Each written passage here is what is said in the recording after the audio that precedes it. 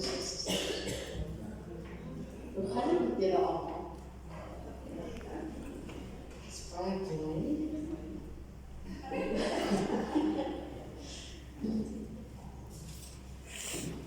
Kom ons draai so 'n bietjie na mekaar toe, terwyl ons nou so 'n klein groepie is, kom ons staan 'n bietjie op, doen 'n bietjie die vredesgroep, en sê vir mekaar, vrede van Jesus.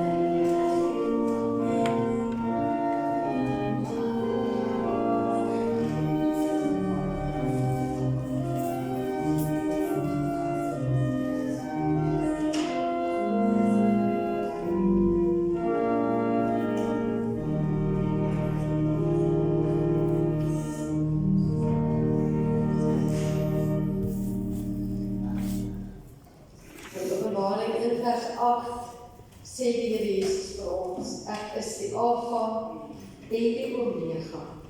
So sê die Here ons God. Hy wat is, wat was en wat kom, die Almagtige.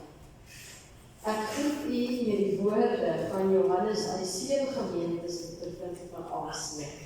Genade en vrede vir julle van hom wat is en wat was en wat kom, en van die 7 geeste voor sy troon, en van Jesus Christus, die geloofwaardige getuie, die eerste wat uit die dood opgestaan, die heerser oor die konings van die aarde. Uit liefde vir ons, het hy ons deur sy bloed van ons sondes verlos, en ons sy koninkryk gemaak. Priesters tot God sy Vader, aan hom behoort die heerlikheid en die krag tot in alle ewigheid. Amen. Amen. Broers en susters, met 'n paar afkondigings. Ek sien ons jong mense lyk op hulle, ek sien net raailetjies hierso. Lyk vir my die jong mense dink dit is al vakansie, maar dis nog nie. Het nog nie gebeur nie. So as vanoggend Sondagskool na die erediens en môre is daar weer Bybelstudie om 11:00 die Zoom Bybelstudie. Woensdag is dit kooroefening môre. Woensdag sê die kooroefening, weet jy almal aan hulle. Dan die 6 Desember is ons potjie kos kompetisie, dit gaan nie by die kerk plaasvind. Die tyd daarvan is hulle nog besig om oor te dink. Gelukkig het ons nog 'n bietjie tyd daaroor, tyd oor, maar maak jy so lank gereed, berg jou geld so lank sit dit so lank op sy per maand, so wat die kaartjies gaan so R150 kos. Ek sê ernstig, dis nou ek wat dit uitdink, maar berg jy met jou geld, want ons gaan ons nou bietjie koffie verkoop en ander goedjies ook, so maak jou geld so lank by mekaar vir die 6 Desember. En net voor die dag na die 6 Desember is ons Kersaanddiens, en ek hoop regtig dat daar nog gemeentelede is wat na vore sal kom en sal sê ek wil deelneem aan die Kersaanddiens. Ons het nie nog niemand net gekom en gesê hoe ek wil iets doen by die Kersaanddiens. Ek wil julle regtig mooi asseblief die koor gaan sing en dan gaan 'n paar mense wat gaan sing. Ek hoop Suster Gertrude gaan vir ons 'n item lewer. sy gaan, dankie tog, ek is so bly. Dit gaan wonderlik wees, ons jeug gaan daaraan deelneem, so kom. Enige iemand van u met 'n talent wat die Here vir jou gegee het, kom en seën die gemeente asseblief, vertel vir my, sodat ons jou in die program deel van dit kan maak asseblief. Dan het Tannie Morbien Lambert, jy almal wat het gesê, sy is in die hospitaal opgeneem. Sy is nog daar. Ek het ook vanoggend weer van haar gehoor, so ek weet ook sy intussen ontslaan, is nie maar so ver my kennis, die kennis wat ek het, is sy nog in die hospitaal, dit asseblief verlaat. Die 28ste September en die 29ste September het ons 2 verjaarsdag vandag, Natasha Johnson, hartlik aan haar, en dan broer Pato, hy verjaar die 29ste, aan hulle baie geluk, mag die Here vir hulle seën, en asseblief in die gebede ook aan hulle. Dit moet so ver ons afkondig is. Ons word stil voor die Here, en in die stilte, kom ons raak bewus. Ons het dit.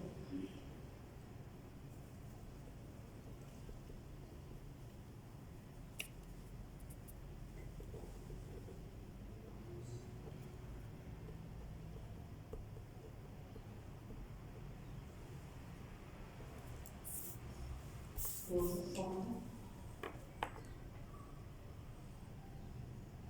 U is lief.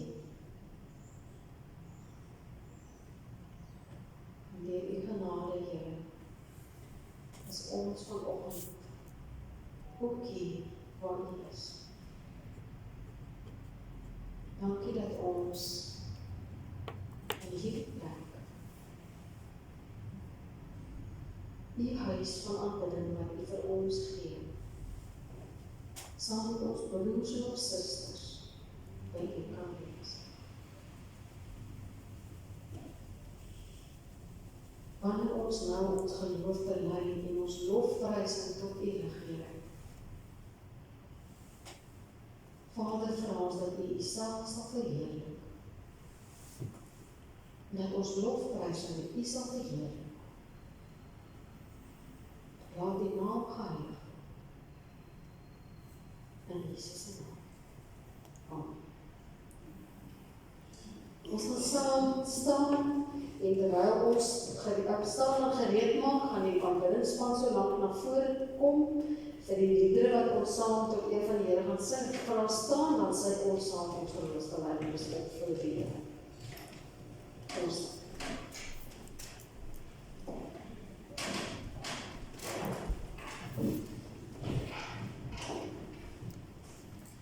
Ek glo in God die Vader, die Almagtige, die Skepper van die hemel en die aarde, en in Jesus Christus sy eniggebore Seun, ons Here, wat ontvang is van die Heilige Gees, gebore is uit die Maagd Maria, wat gelei het onder Pontius Pilatus, gekruisig is, gesterf het en begrawe is, en ten helle neergedaal het, wat op die 3de dag weer opgestaan het uit die dode, wat opgevaar het na die hemel, en sit aan die regterhand van God, die Almagtige Vader, van waar hy sal kom om te oordeel, die wat nog lewe en die wat reeds gesterf het. Ek glo in die Heilige Gees, ek glo aan 'n heilige algemene Christelike kerk, die gemeenskap van die heiliges, die vergifnis van sondes, die opstanding van die vlees, en 'n ewige lewe. Amen. Kom ons loof en prys die Here.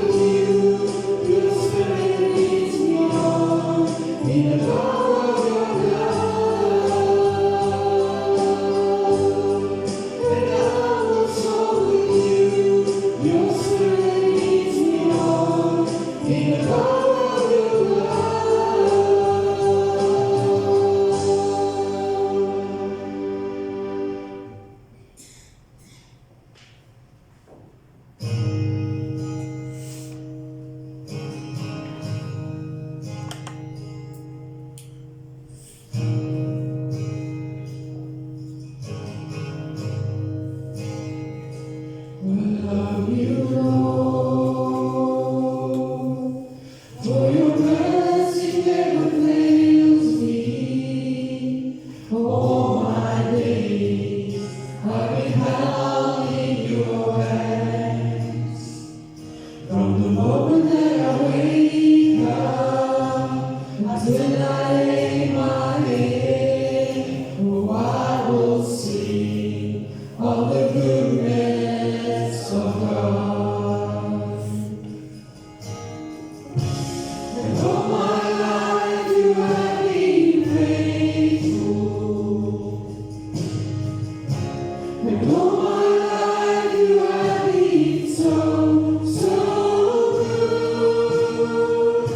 With every breath that I am able, oh, I will sing of the goodness of God. I love your voice. You have led me to the fire in the darkest night. You are close like no other. I've known you as a father. I've known you as a friend. When I have lived in the goodness of God. All my life you have been faithful. And all my life you have been so, so good.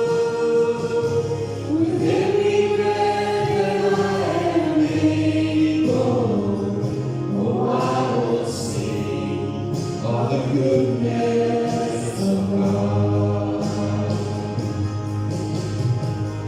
Your goodness is running after me.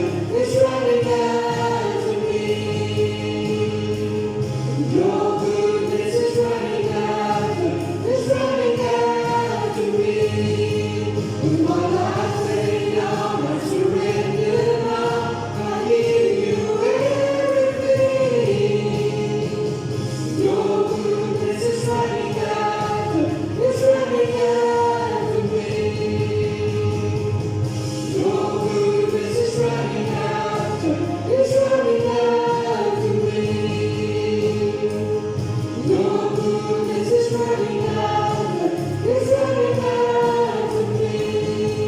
With my life laid down and surrender now, I give you everything. Your goodness is running after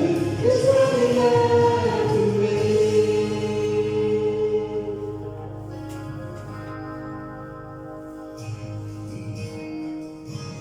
And all my life you have been faithful. And all my life you have been so, so good. With every breath that I am able, oh, I will sing of the goodness of God.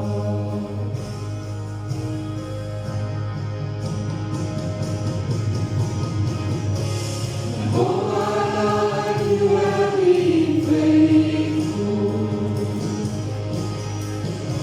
And all my life you have been so, so good. With every breath that I am able, oh, I want to sing of the goodness of God. Oh, I want to sing of the goodness of God.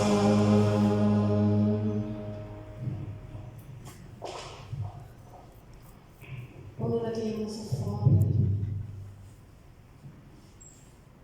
Here, elkeen van ons wat vanoggend hier in U heerlike teenwoordigheid staan, kan volmondig saamstem met hierdie woorde, Here. Elke keer wanneer ons hierdie lied sing en ons by die deel kom wat sê, all my life you have been faithful, dan kan ons daarmee saamstem met alles in ons. Ons hele lewe, Here, getuig daarvan. En ons 'n getuienis vir hierdie hele wêreld heen en vir almal om ons, dat ons hele lewe lank was U en is U en sal U altyd getrou wees. U is die ene wat ons uitred in alle omstandighede. U is die ene wat ons dra. U is die ene wat ons beskerm en as ons val wat ons optel. U is die ene wat ons nader aan U trek. U is die ene wat deur die Gees ons herinner as ons teenoor U fouteer het, Here, as ons sonde gedoen het en as ons volhard, dan kom die Gees en herinner ons en oortuig ons en bring ons by 'n plek van skulderkennis. Is die ene wat ons in die teenwoordigheid inlei, wat ons bewus maak van U heilige heerlikheid. U is die een wat ons lei om te bely dat ons in U glo.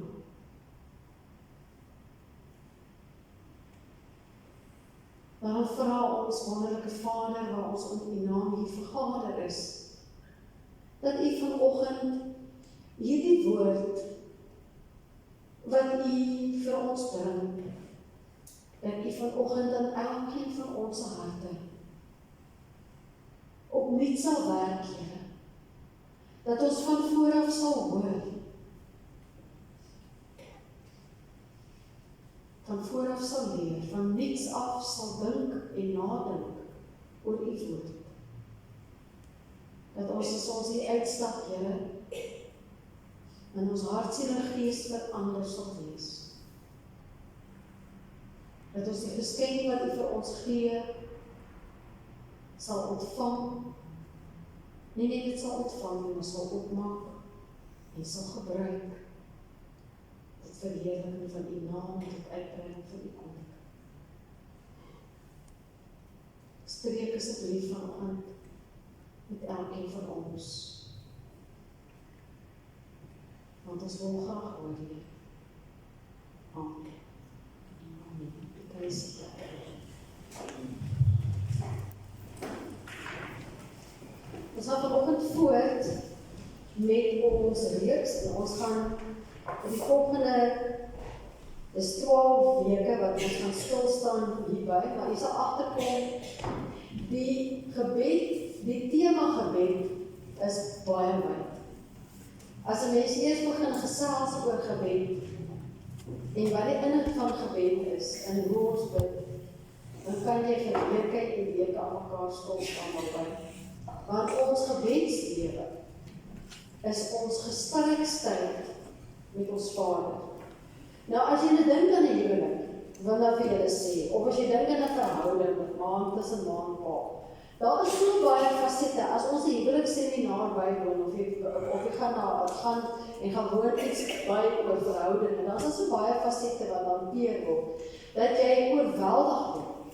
Nou 'n gesprek met die Here, my liefdesgesprek met my Vader is vol en ryk. En dis waarom ons so lank gaan stilstaan hierby. Sodat ons meer en meer as die Here se kinders verryk sal wees as ons na hierdie reeks terugkyk. Dat ons sal sê, my hele lewe is verryk met wat ek geleer het, of nie geleer het oor gebed.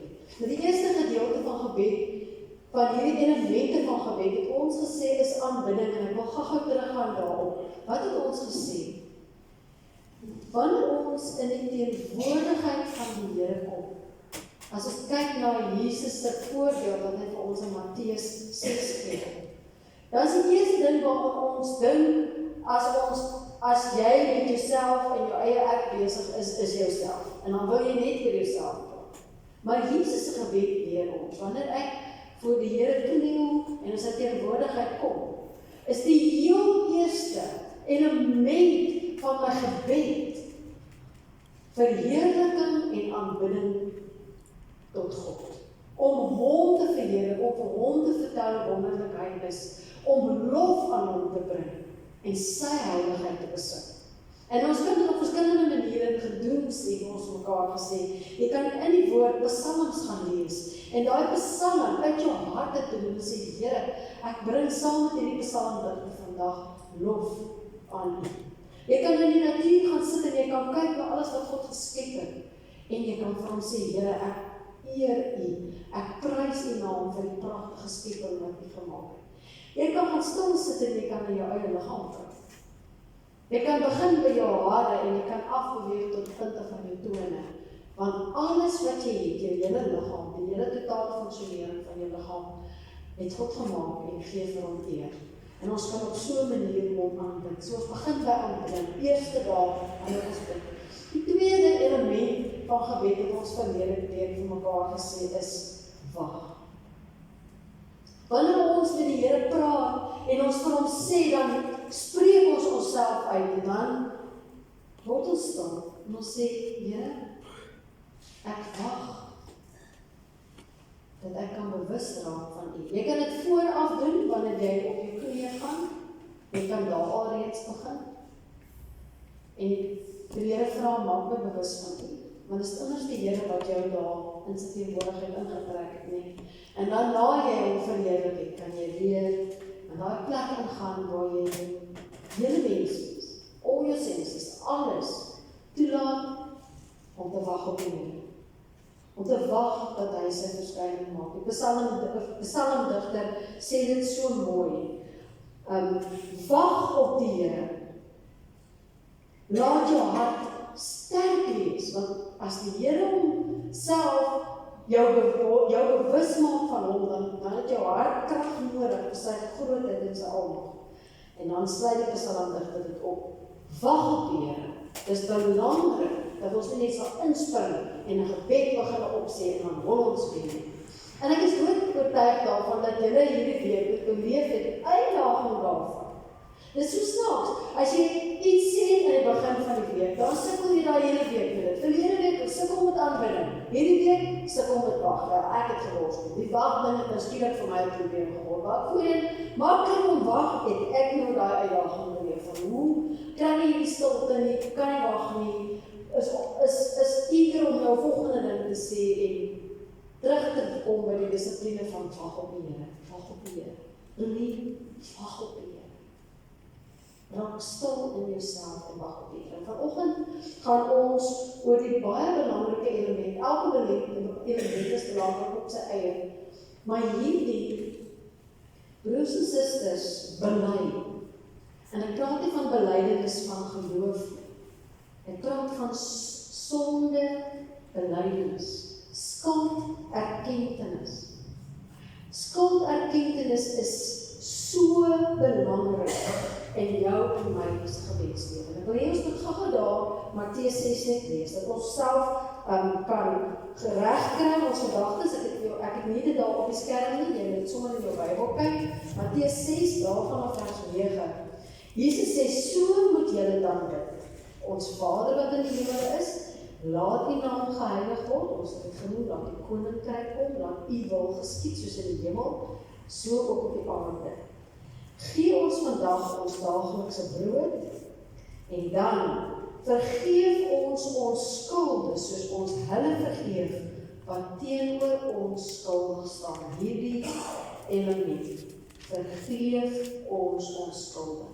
Nou, die Here kan eers jou sonde vergewe, as jy wat gedoen het. As jy skulderkentenis gedoen het, dankie Johan en Wendy, as jy sonde belydenis gedoen het, hy gaan nie vergewe, as jy nie dit op hom afsak, en jy sit hier in jou kop, in jou hart en in jou lyf, met 'n ding waarin jy volhard, en volhardend bly. So sonde belydenis, skulderkentenis, is 'n verskriklike belangrike deel van ons begin om by vergifnis te kry. En hoekom is dit so dat sonde en belydenis, skulderkentenis so belangrik is? Wat is sonde? Wat is sonde, sou julle sê? Wat is die definisie van sonde? Wat is sonde?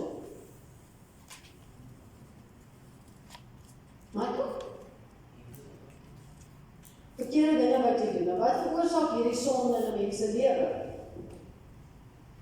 Sonde, as 'n mens in gebed kom, is 'n hindernis. Dit verhinder dat die Here reageer op jou gebed.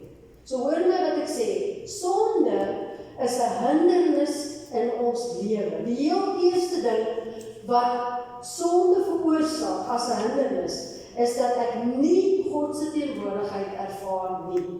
Hoor wat sê die teks. Ons sê vir mekaar, jy moet wag op die Here.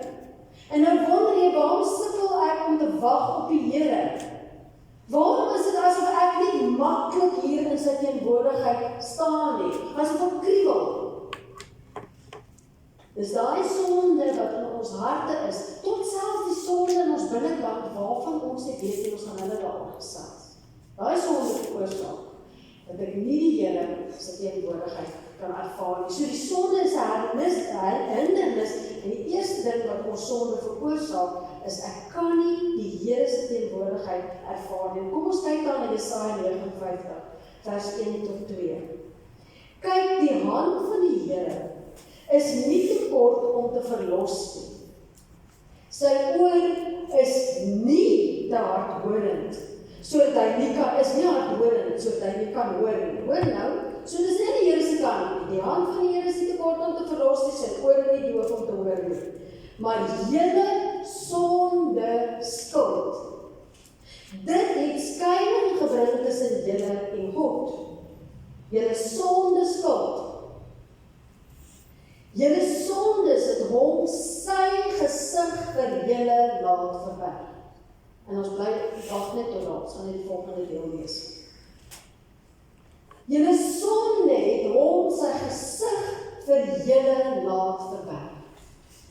So wanneer jy in die teenwoordigheid van die Here kom, dan draai hy sy aangesig van jou af weg. Hy verberg sy gesig en jy kan hom nie ervaar nie, want jy sit, of ek sit, ons sit met 'n stuk volhardende sonde in ons binnekant, wat ons nie bereid is om te erken dat dit sonde is nie, en wat ons nie bereid is om te bely. So dit is 'n hindernis, en daarom sukkel ek om sy teenwoordigheid te ervaar.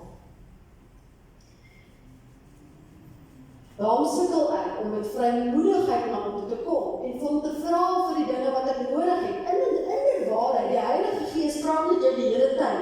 En hy sê vir jou, jy het die ding gedoen, maar 'n mens is koppig. Kyk wat met Israel gebeur terwyl hulle in die woestyn was, hulle was hardkoppig geweest. Die Gees van die Here het hulle bly oortuig, maar hulle wou nie hoor nie. So het koppig vasgeklou aan hierdie sonde van hulle.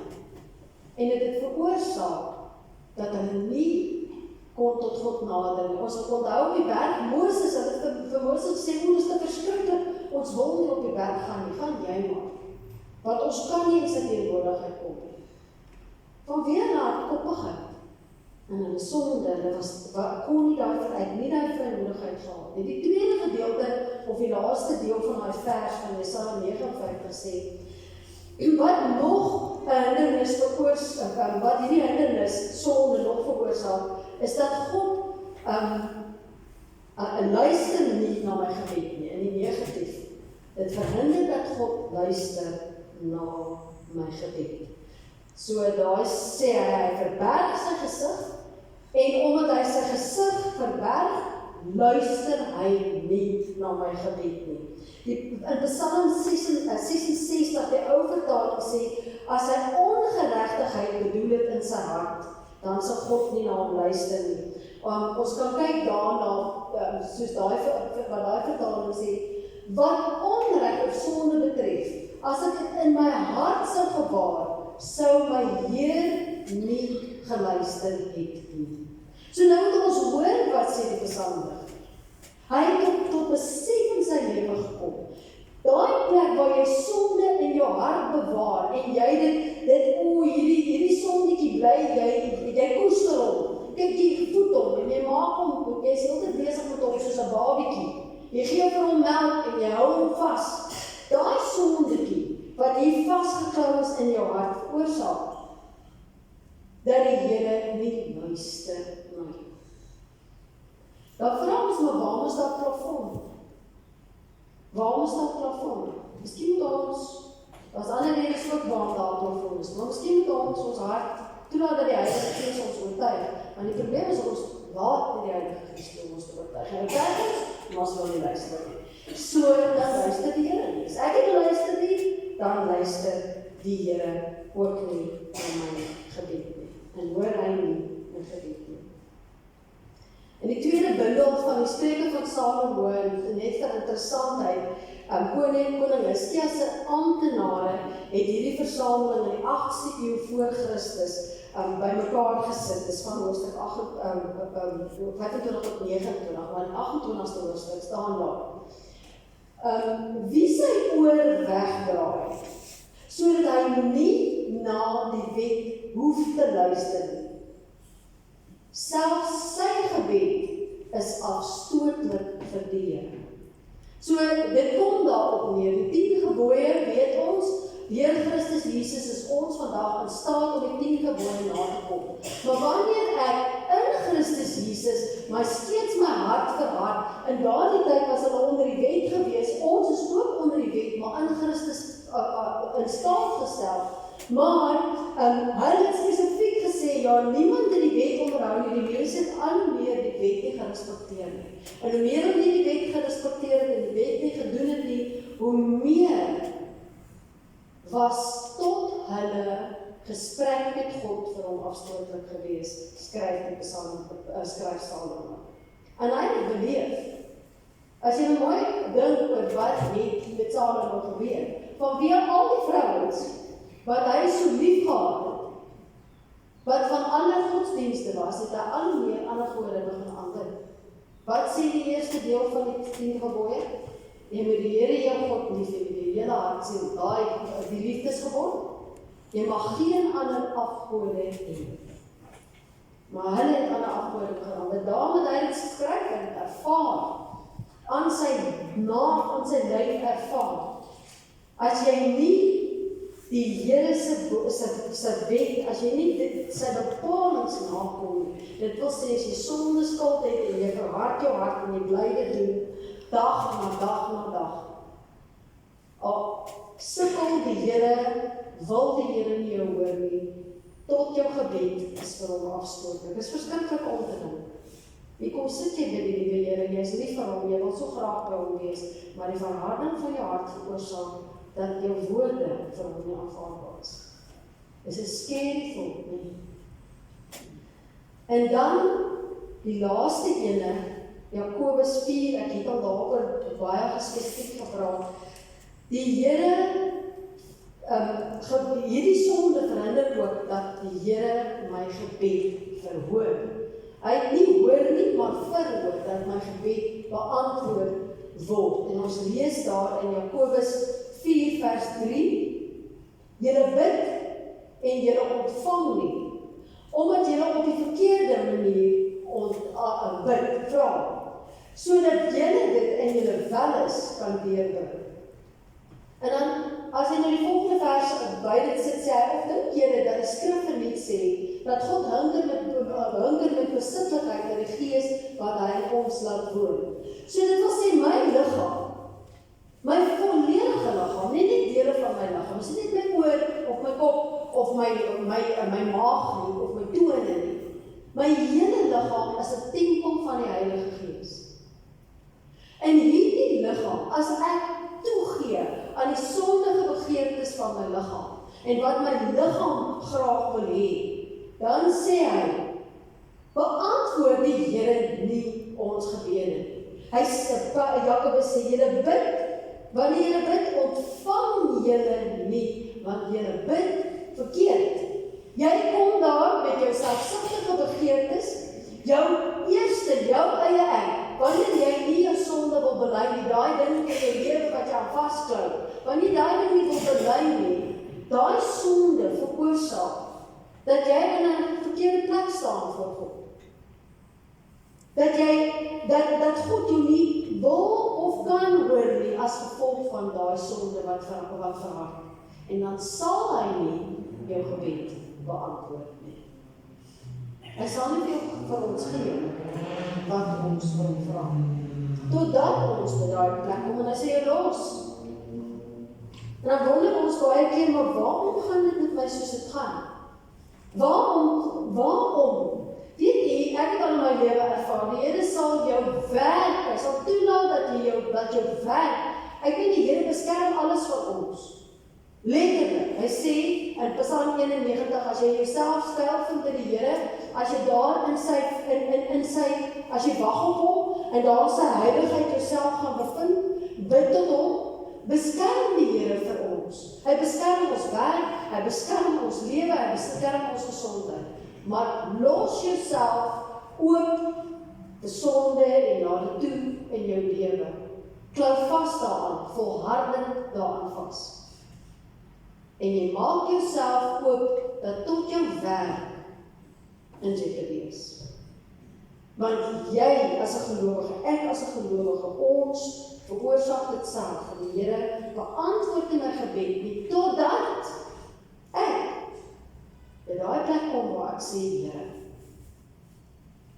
ek is skuld. En dan, so kom ons dan nou by dit wat ons sê. Ons het eers gekyk na sonde.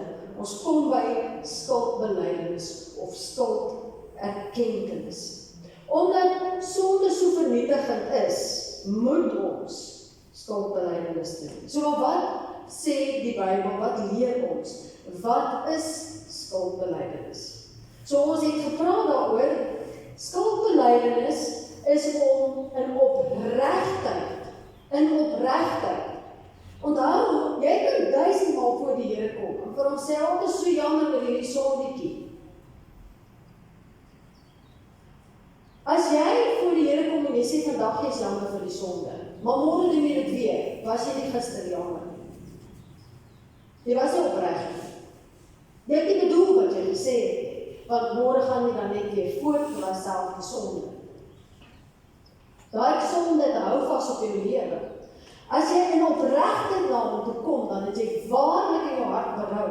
En dan sê jy, Here my Here, ons sê vir hom, Here, ek is so jammer, net soos wat jy in opregtheid in sy heilige teenwoordigheid inkom, en vir hom sê, Here, hoe wonderlik is U wat God is, wat alles gemaak het, ek kyk op na U.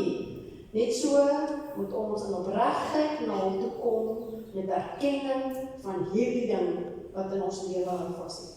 Onthou, as sonde in jou lewe hou vas het, jy kan dit nie van ontslae raak. En ons gaan nou van dit lees. Dis onmoontlik. Dis net deur die Here se krag dat ons van 'n sonde wat hou vas op ons lewe het, ontslae kan raak. So dit is belangrik dat ons na die Here toe sal kom en vir hom sal sê, Here my Here, ek kom in opregtheid na U, om hierdie ding voor U te bely en vir U te sê. Die woord wat Johannes gebruik in 1 Johannes 1 is homonigio, dis die Griekse woord daarvoor, en dit beteken om met God saam te stem, om sy oordeel oor iets wat verkeerd is, te aanvaar. Dit wil sê, jy sê, Here, ek stem met U saam.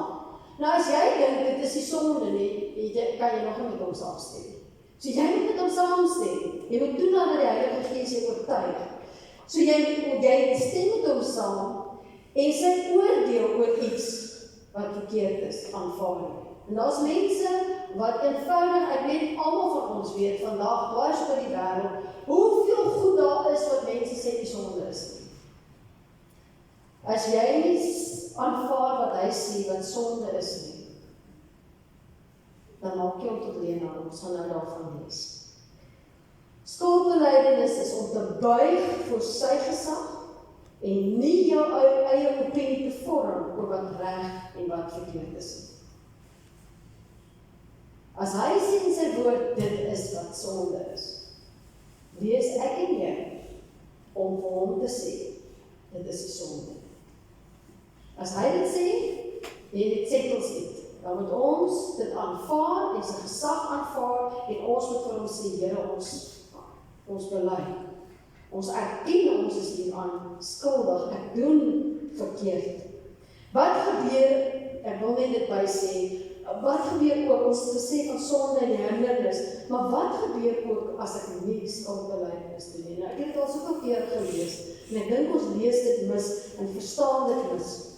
1 Johannes 1 vers 10 sê, as ons sê dat ons nie gesondig het nie, het ek op opgesit, Kelly? Nee, gaan we net terug, dat ons sal nou daai nader doen. As ons sê dat ons nie gesondig het nie, maak ons hom tot leenaar en is sy woord nie in ons nie. So weet jy wat doen ons? As daar iets in my binnekant in my lewe is wat volhardend daar vasklou, aan wat ek verslaaf is, daai sonde. Weet jy wat doen ek? Ek kyk op na die Here en ek sê vir hom reguit, jy lieg.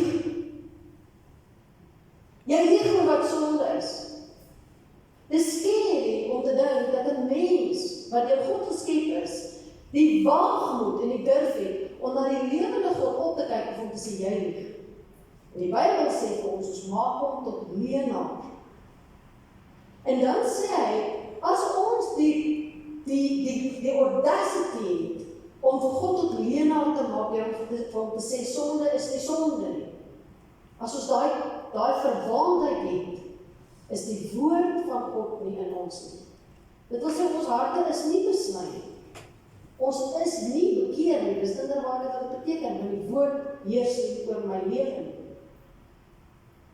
En dis serieus, as jy by daai plek kan kom as gelowig. So, as jy dit hoor, en jy hoor, maar ek maak die Here tot leenaar, dan skrik 'n mens, en dan sê jy, wow, ek weet dat ek weet. Sonde in my lewe moet bely word, en ek moet die Heilige Gees toelaat om my te oortuig en my te help, want dit sal gebeur. Maar wat gebeur as ek wel skuld erkenning doen? So dit is belangrik, as ek nou by hierdie plek van bely kom, wat gebeur as ons wel skuld erkenning doen? Die belangrike ding daarvan is dat ons beleef herstel. En hoor nou, wat is die wonderlike ding wat met my gebeur? Ek beleef herstel. Restaurasie, nee, restoration. In die eerste plek, die Here herstel ons eer. Hy sê dit ook in Psalm 91. Hy sê, as ons onder die Here sal invlug, dat sê hy, as hy my lief het, sal ek hom red, ek sal sy eer herstel. Volhardende sonde veroorsaak dat jou eer as mens daaronder lê. Jy kan maar hoe praat en vir ander mense sê hoe wonderlike Christen jy is. Daai ding in jou lewe, wat hulle sien in jou lewe, hulle twyfel oor jou. Dis hoekom so baie mense sê daar buitekant is, sê ja, jy kan Christen hê, ons laat met hulle te doen nie. Want baie verkeer is dit dat ons onsself skuldig maak daaraan, dat ons verhard, ons harte verhard met spesifieke sondes wat ons bly aan vasklou. So ons word verhoog, sê hy, herstel ons nader tot God, dan sal hy tot julle nader, Jakobus 4 vers 8. Reinig julle hande, sondaars, en suiwer julle harte, dubbelhartiges. Reinig julle hande, sondaars, en suiwer julle harte. So come clean before God. Erken dat hy God is en dat jy 'n verkeerde ding in jou lewe het. En dis daaglikse proses, né?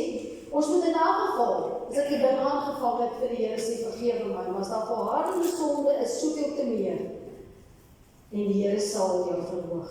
Die 10de vers sê, verneder julle voor die Here. En daai verneder is om regwaar humbly voor hom te kom en te sê, Here, ek is skuldig, ek lyk nie daarvan om te erken. Ons hou nie daarvan om vir die Here te sê ons is verkeerd. Ons wil reg bewys word. Dis ons moeilik om tot selfs om vir ons man of ons vrou of ons familielede of ons vriende te sê, dis jammer. En die rede daarvoor is die verharding van ons hart. En die Here sê, as jy jouself verneder, as jy jouself humble voor die Here, wat sal hy doen? Hy sal jou verhoog. Hy sal jou eer herstel. Hy sal weer die kanale vir jou oopmaak om tot hom te bid. En die tweede wat natuurlik wat Jesus van praat daar in wat ons spesifiek gelees het is, ons ontvang vergifnis. Vader, vergewe my, want ek kom in opregtheid en ek bely wat ek verkeerd gedoen het, en die belofte is, jy kan aangaan met Gabby, Matteus 6, en vergeef ons skulde soos ons hulle vergewe, die belofte wat God gee is, as ek bely en ek vra vergifnis, sal hy vergifnis gee. Maar onthou, 'n opregte belydenis. 'n Belydenis wat sê, ek wil nie meer die ding doen nie, Here, ruk dit uit my uit, sny dit uit my uit, help my, red my. In 1 Johannes 1 vers 9 sê, as ons sondes bely, hy is getrou en regverdig en daarom sal hy ons sondes vergeef en ons van alle kwaad reinig. So hy vergeef in die eerste plek, of in die tweede plek dan, hy vergeef, hy gee vir jou vergifnis, maar hy gee nie net vergifnis nie. Dis hoekom ek sê, hy sal dit uit jou uitsny, hy sê, en hy reinig jou van alle kwaad. Hy maak jou volledig skoon, hy haal daai ding uit jou uit. As die Here dit uit jou uitknip, met sy sker, met sy mes uitsny, ek beloof vir jy sal nie môre kan verstaan, maar waarom het ek dit nou gedoen? Ek is so ontslaaf van daai sonde, ek kan nie dink, waarom het ek dit gedoen nie? So vry maak die Here jou van, so skoon reinig hy jou van dit. So die reiniging gaan so diep, en ek het nou net daarvan gepraat, hy reinig jou dat tot die sonde wat jy binne in jou wese, wat jy binne in jou hart weggeberge is, vanweë ons sondige natuur, die Heilige Gees gaan diep in jou binneste in. En hy gaan haal daai ding uit, en hy bring dit aan die oppervlak, en jy kom agter, o genade, hierdie ding in my lewe. Dit die sonde in ons lewe verdoesel homself, soos die duiwel, soos 'n wolf in skaapklere kom, so maak sonde in 'n mens se lewe. Hy kom in 'n baie mooi vorm na jou toe aan. Hy oortuig jou dat dit reg en goed is. Totdat die Heilige Gees daar diep in jou binnekant gaan uithaal, en dit na die oppervlak kom en vir jou wys. Hierdie is sonde in jou lewe. So skoon maak die Here jou. Psalm 139, ondersoek my, o God, en ken my hart, toets my, en ken my ontstellende gedagtes. Kyk, of ek nie op 'n pad van verdriet is nie, en lei my op die ewige pad. Kyk of ek nie op 'n pad van verdriet is nie, en lei my op die ewige pad. Dan, hy reinig ons, en dan daai skuldgevoel in jou binnekant, daai aanklag dat jy skuldig is, vat dit weg. En die duiwel gaan kom en vir jou sê, jy is skuldig, maar die Here herstel jou so, dat jou gewete, letterlik en figuurlik, skoon gemaak word.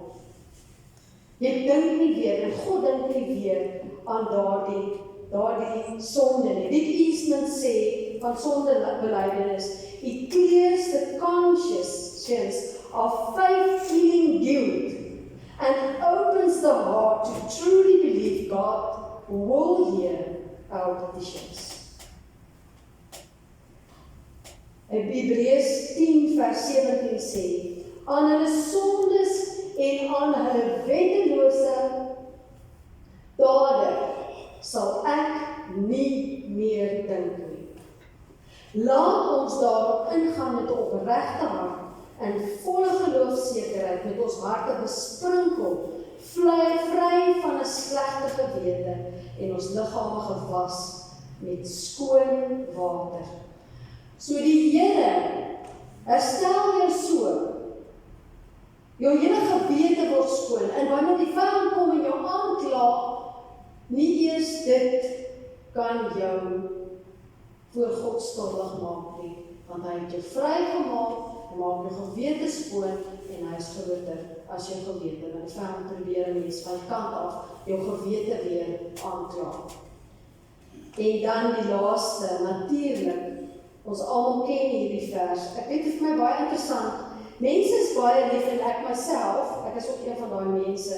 Ons is baie lief vir Jeremia 29 vanaf vers 10. Baie lief om dit te sê. Ons het op ons yskaste, by koekboeks verkoop dit.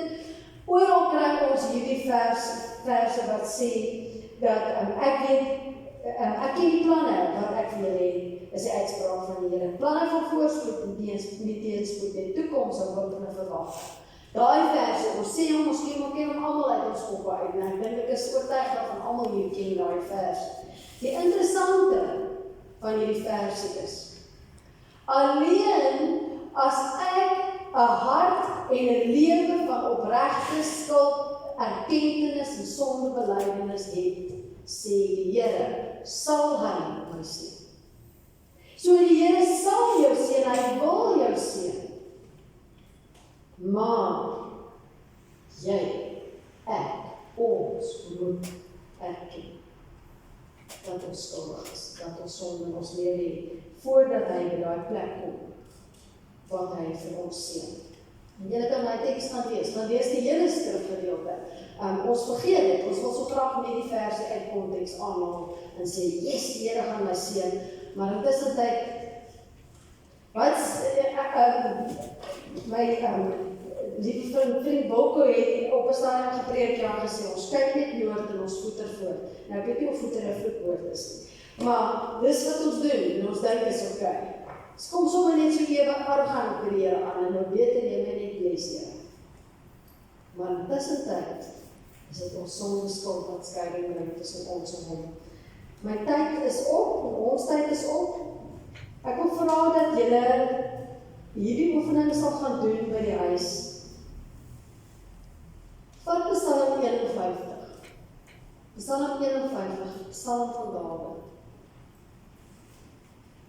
Dawid het hierdie Psalm gebid nadat hy besondig het. Maar vat dit vanaand. En kom voor die Here. En vat elke vers van daai Psalm en bid dit vir die Here. En vra vir hom. Vers 3 sê, wees my genadig, God, volgens die troue liefde. Wis my oortredings uit, volgens die groot ontferming. Vers 12, skep in my 'n rein hart, o God. Vernuwe 'n bestendige gees in my binneste. Moet my tog nie wegdryf uit die teenwoordigheid nie, en moet die Heilige Gees nie van my afneem, wegneem. Moet die regtig mooi gaan lees die Psalm. En tussen die verse, neem 'n tyd van stilte, terwyl jy in aanbidding voor die Here sit en wag op sy herstel. Jy sien ook daarso dit vir afsluiting, jy kan daai versies afneem, dit is ook psalms wat 'n mens kan bid oor skulderkenning. Daar's ook die groot gebede wat ons kry, jy onthou Nehemia en Esra, waar hulle gebid het tot die Here namens die hele volk, en Daniël ook skuldbelydenis gaan doen het, en Daniël jy gaan lees 'n bietjie daai tekste. Daarin vind 'n mens ook 'n plek waar jy saam met ander gelowiges van vroeë tyd by die Here kan kom tot sonde belydenis. Ek wil vir u 'n paar oomblikke van stil gebed gee.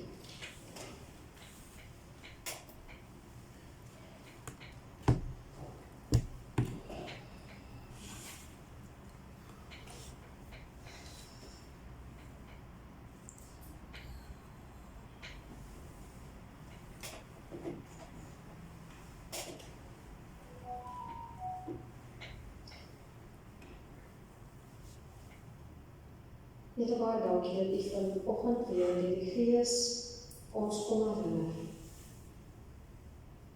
Ons kom wys hoe belangrik dit is om 'n plek van belydenis te kom teen u. Skulderkenning. Dankie vir u belofte in die woord, Here, dat as ons in opregtheid na u toe kom, vergewe u ons en u reinig ons van al daardie ongeregtigheid. Inderdaad, vergeet u en dink nooit weer aan ons sondes. Dankie vir u genade, Here. Maar asseblief met ons wees en die weer wat voorkom. Met elke gemeente met Here. Elke persoon wat hier sit vanoggend. Wil vir hulle krag gee om te doen dit wat u vir hulle roep om te doen op aarde. Wat taak hulle ook al het, wat vir hulle voorlê in die lewe. Of dit by die skool is of by die werk, of as afgetrede en grootouers. Wil u vir elke gemeentelik is in besonder steun. Suster Gertrude en vir Annelie met ons dit 'n volkome genesing word. En dankie dat ons vir ieder kan vra en kan vertrou in Jesus. Amen. Broers en susters, daar is 'n geleentheid vir ons offergawe. Die tweede offergawe is vir Matthäus 7. Aanbidding span, julle kan so lank na vore kry.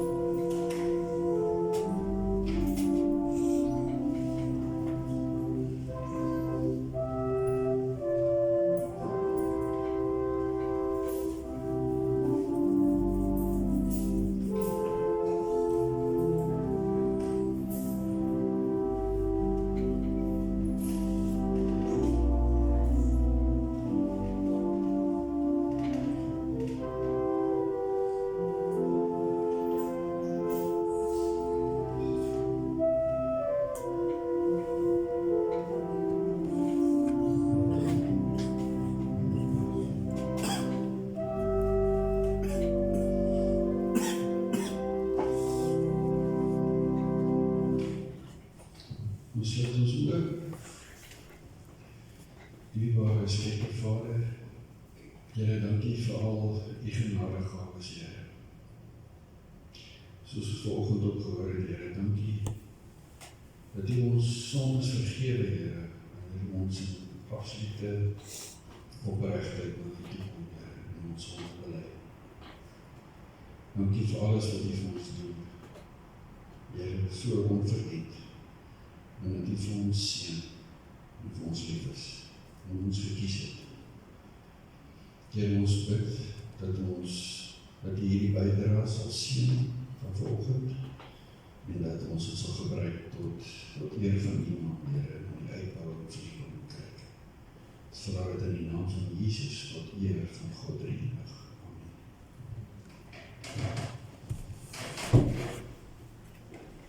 Ons staan saam en dan sluit ons af met Lead Me to the Cross.